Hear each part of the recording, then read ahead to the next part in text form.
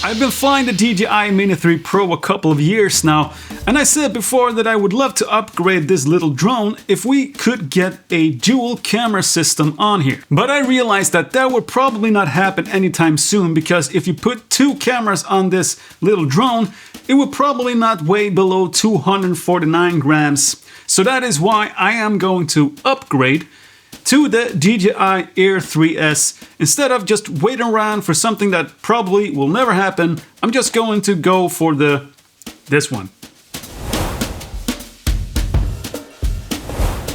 By doing this upgrade, I'm going from a C0 class drone to a C1 class drone, and you can just see the size difference here. This is super tiny compared to this behemoth of a drone.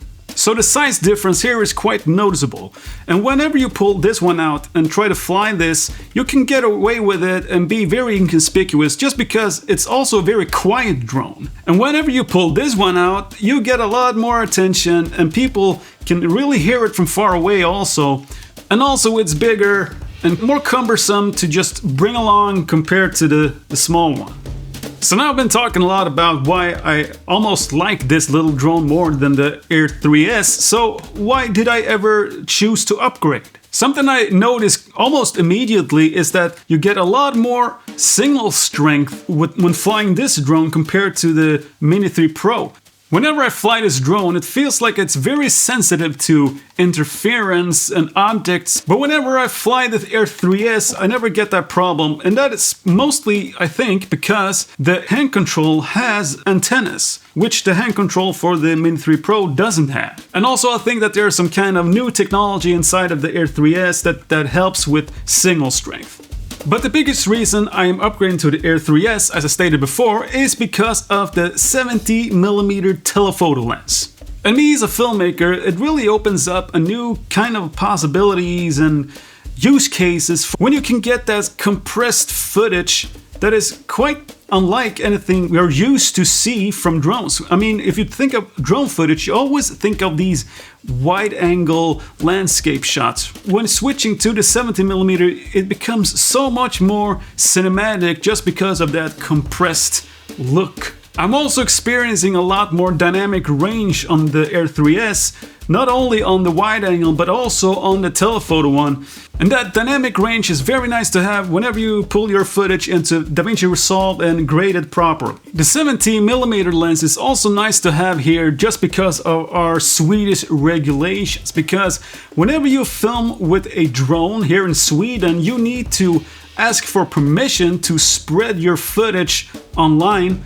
And that is a process that today takes like 80 days to get a permit, but there are some ways that you can get past those regulations if you don't want to sit and wait 80 days. And that is if you avoid filming the horizon. That is a way you can go past those regulations. And with a 70mm, you can really focus in on the object that you want to film. And the reason we have these regulations here in Sweden is because they don't want you to accidentally share some kind of military object or secret here in the landscape or forest that may be used by, hostile countries. And that's good and all, but wait 80 days to get your footage cleared? Good lord. So essentially, by using that 70mm, you can really concentrate on a specific area and not get all of those wide angle shots and hopefully not get sued by the state. Do other countries have these kind of regulations also? Let me know in the comment section.